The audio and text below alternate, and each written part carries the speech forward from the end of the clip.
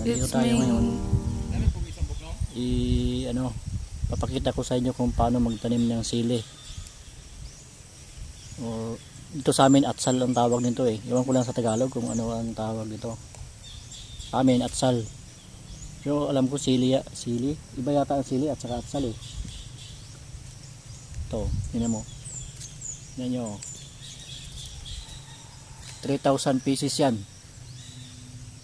Ito, di pa tapos. Ngayon, papakita ko sa inyo kung paano magtanim. Paano ang proseso sa pagtanim. Pagbutas ng ito, plastic. Ito.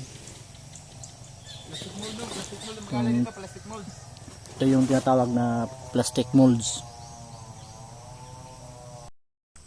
So, ngayon, papakita ko sa inyo kung paano bubutasan yung plastic molds. Para madaling butasan. Oh, ito lang oh. Tingnan nyo. Ganyan lang. Oh. Ganyan lang para mabutas agad. Hindi ka nagagamit ng gunting. Oh. Wala nang gunting, kailangan ganito lang, madali lang. Oh, di ba? Isang bagsak lang, butas na 'yan. Butas na, bilog pa. Oh. Ito. Oh, di ba? Kita niyo naman. Oh, madali lang.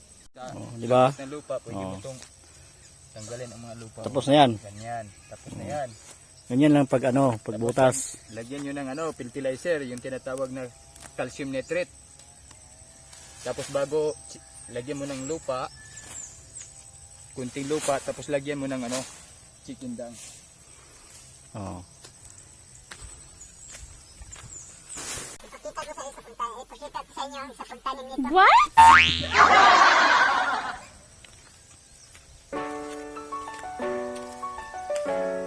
Magbuo pa ka, Pikas? Dito.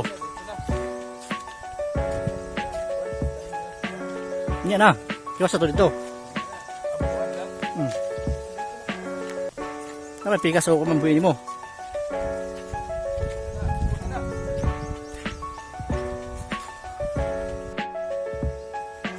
Oh. May mga butas na yan, lahat. Oh, di ba? Pantay-pantay. Oh.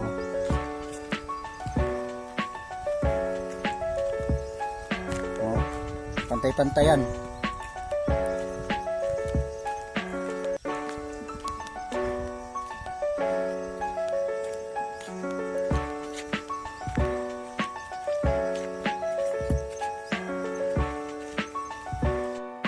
So ngayon, papakita ko naman sa inyo kung paano magtanim. Paano ang proseso sa pagtanim ng ito yung mga seedlings namin. Alam mo kasi, hindi lang ako biyahero, farming din. Oh. So ngayon, alam nyo na ang buhay ko. Hindi lang ako biyahero, farmer din. Oh. So, okay. Unang-una, lagyan natin ng tubig kasi tuyot. Oh. Ito, ganyan. Yan. Ayan. Okay na yan. Lagyan natin ng calcium nitrate. Ano yung calcium nitrate ko? Wala pa yung calcium nitrate. Ayun. Kunin ko muna.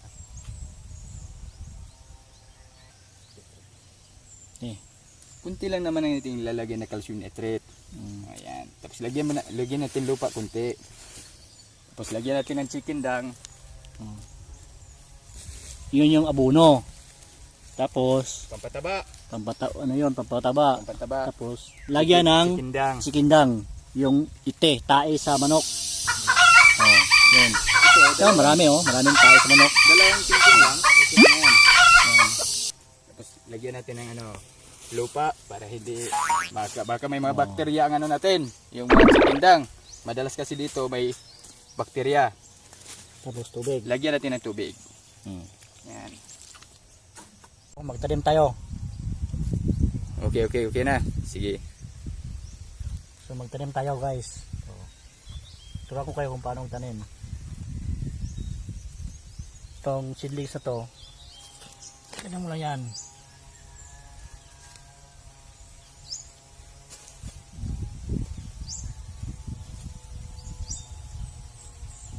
Tapos ganyan lang yan. Tapos Okay na, tapos sa kabila na naman. Kabila naman. Yan.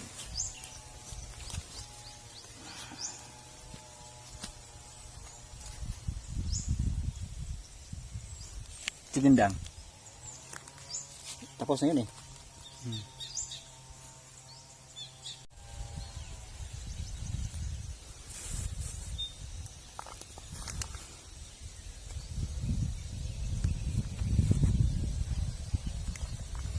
O, di ba? Mabilis lang.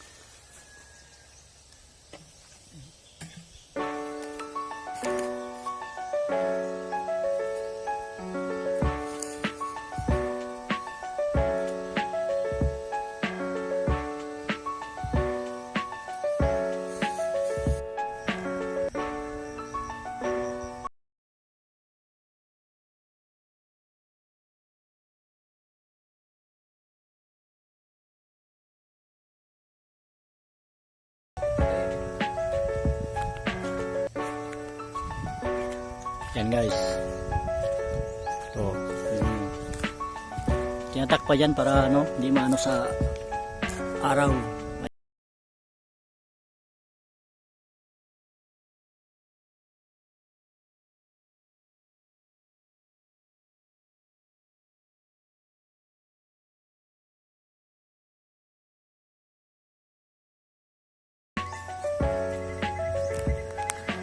Ano pa, marami pang mga nakaharang.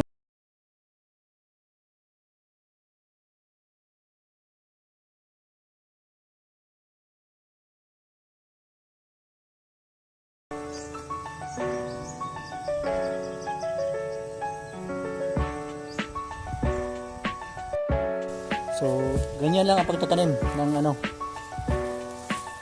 atsal o yung hindi ko alam kung anong tawag sa iba, sili yata. Ganyan lang. So, yung kasama ko sa pagtatanim. Nilagyan ng ano, yung fertilizer sa manok, yung tae. Yan. Ipot yata to, ipot. Ipot ba sa Tagalog? Yung tae? Ipot. Ipot. O, ipot yata eh. Hindi ko alam kung ano sa Tagalog. So, ganyan lang mga guys. Abangan nyo ang next video ko tungkol sa pagtatanim. Kung abangan nyo kung ano yung resulta, namunga ba o pilyo. Bye! Bye! Ganun lang.